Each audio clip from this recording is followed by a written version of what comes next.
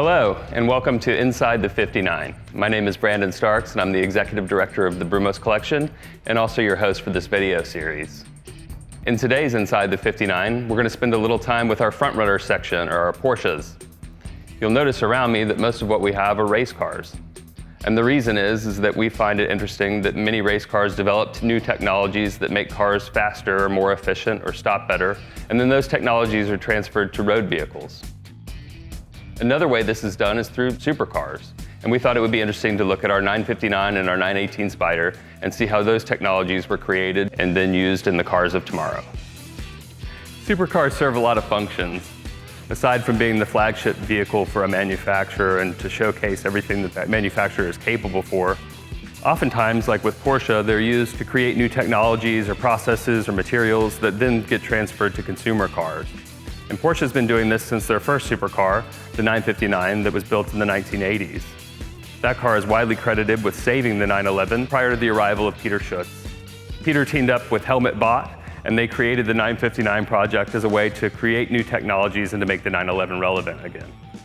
I'm sure Brandon has introduced our 959 to you, so let's take a peek at it here.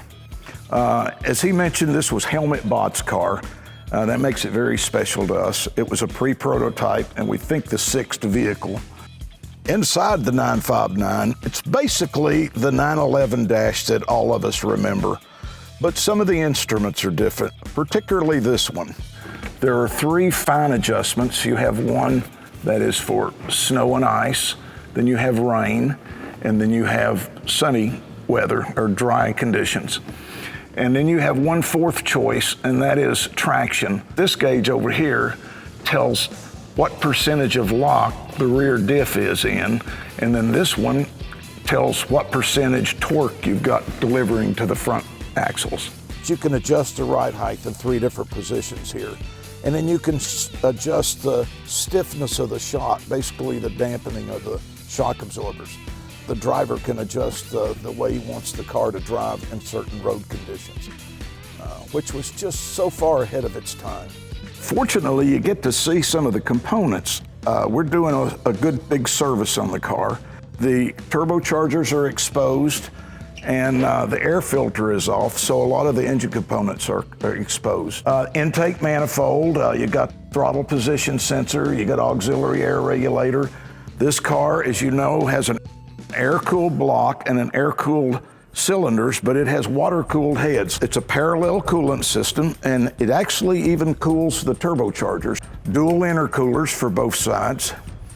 It's going to run all through the RPM range off of this turbine. These are sequential turbochargers. We take that for granted, but it's really a way to produce a lot of torque early in the RPM range, and it's also gets rid of a lot of the turbo lag that's kind of inherent with turbocharged cars.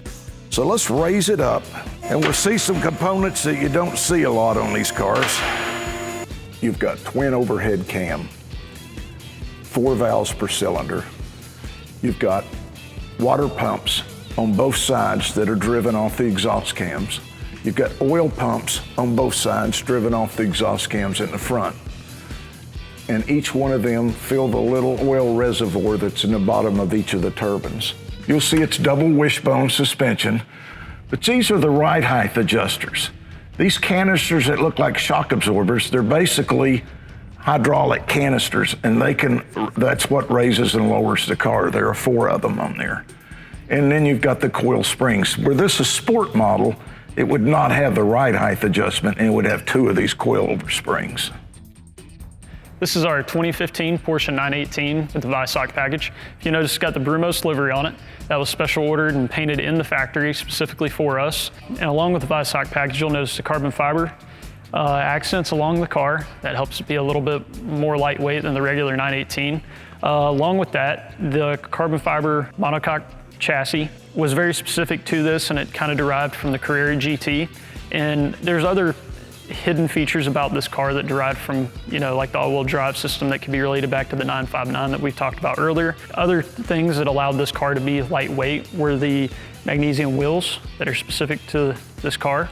And if you look, it's very sleek body lines. The 918 isn't, you don't have major arrows sticking out like you would find in other supercars that we may talk about or you may see in the future. And Porsche really tried to keep those clean body lines that they're known for, and they even carried that into the interior.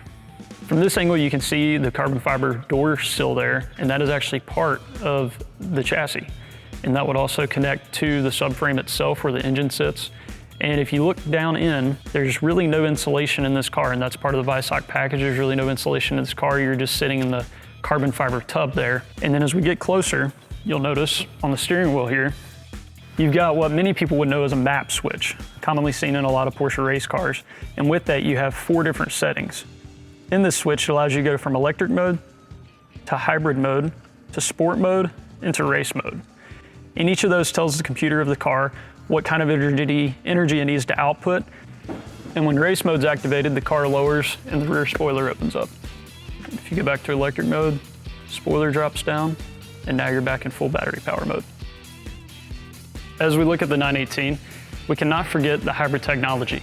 This is one of the first plug-in hybrid options that Porsche ever produced. And with that came some troubles of cooling batteries and motors that they have not faced before. We've got a motor in the front and a motor in the rear. Besides the 4.7 liter V8, it's got the 2 electric motors and the combined of 887 horsepower that you commonly hear about. Well, with that system, there's 5 different cooling loops that allow them to cool the batteries with water and air to keep the batteries and the electric motors cool. So if you notice up front, being that there's an electric motor up here, you get a very small trunk space. However, you do have enough room for your charging system and other aero components and more carbon fiber work than you can imagine, and a special carbon fiber hood prop that's special to the Visoc package to keep it more lightweight than the original option.